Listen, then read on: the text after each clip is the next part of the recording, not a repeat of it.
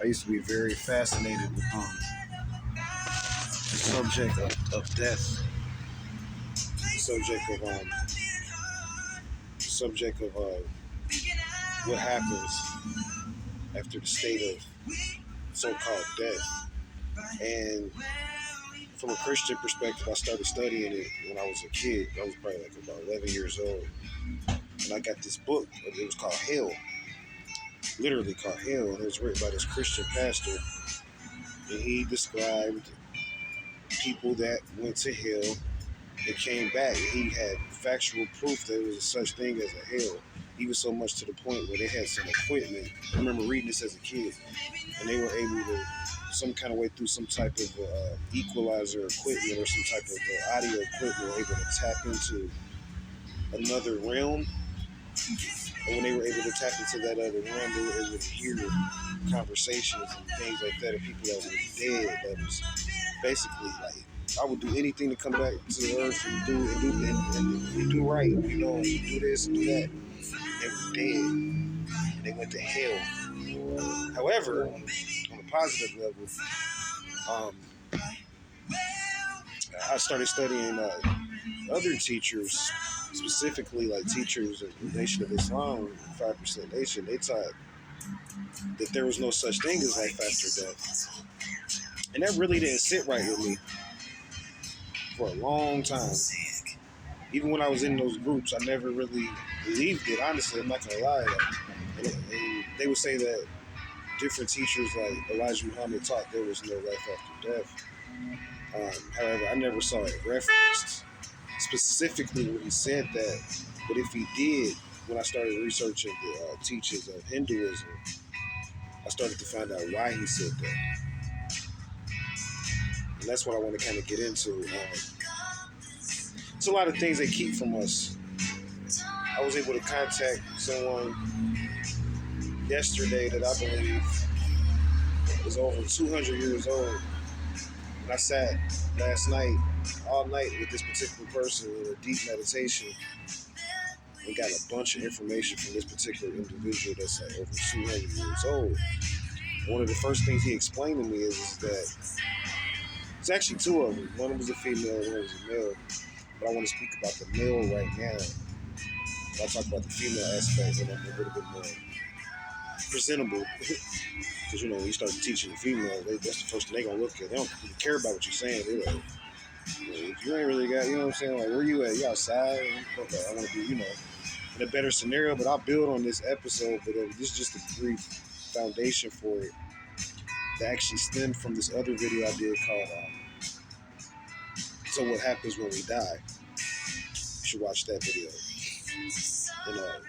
And then watch this one, of course, but this stems from that. So he didn't really believe in it as far as the teachers of the messenger, the 5%ers. And I don't know if this is going to cut off. I'm going to be very brief.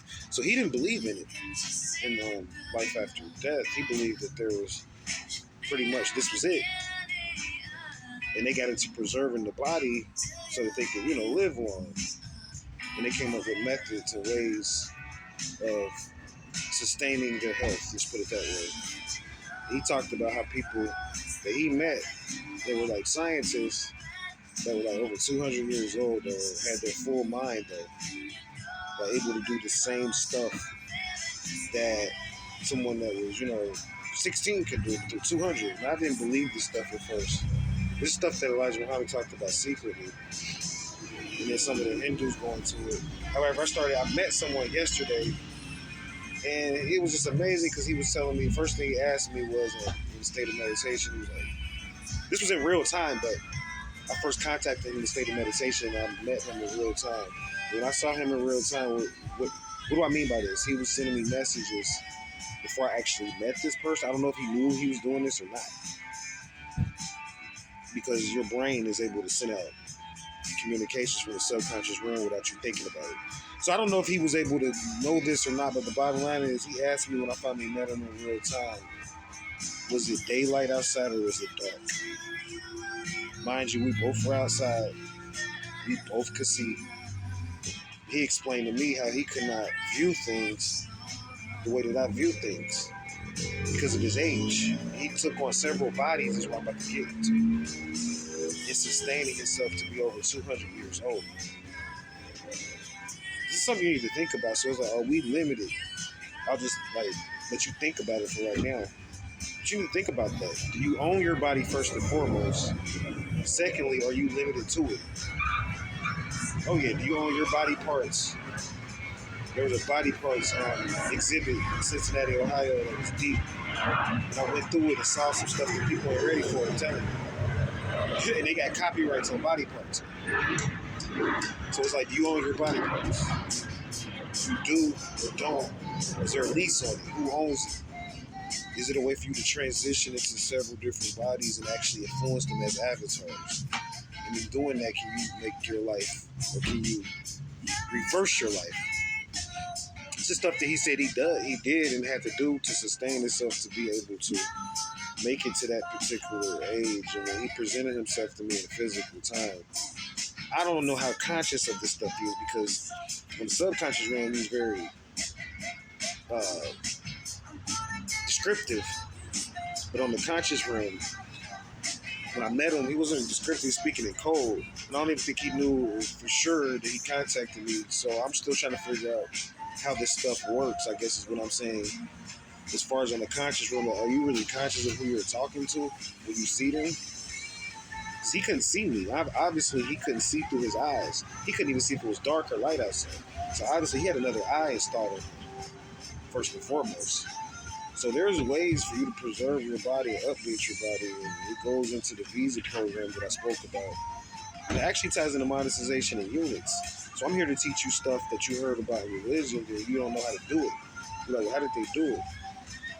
I'm here to, like, hopefully over time to be an example and prove to you that, you know, these things are possible on this channel. That's one of the things we strive to do. So something I wanted to put out, man, this morning. That's where my mind was at. Like, don't let yourself think that you're limited to your age and stuff. It's like, there's a bar, it just has codes and stuff on it. You got to be careful now.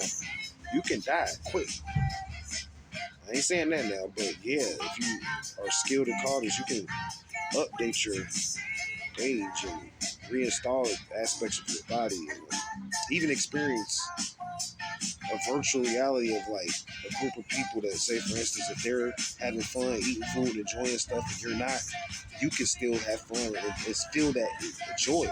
You might be in another state, another scenario, but that group of people that you connected to, kind of like a hybrid or soul grid, you can experience everything that they emotionally that they experience. Amazing stuff, man. So open your mind, expand your mind. There's a lot going on out here, stuff that you did and don't know. But I will say this. He said that, Elijah Muhammad said this, and I don't know if you knew this, but anyone that supposedly is dead has up to 24 hours to come back.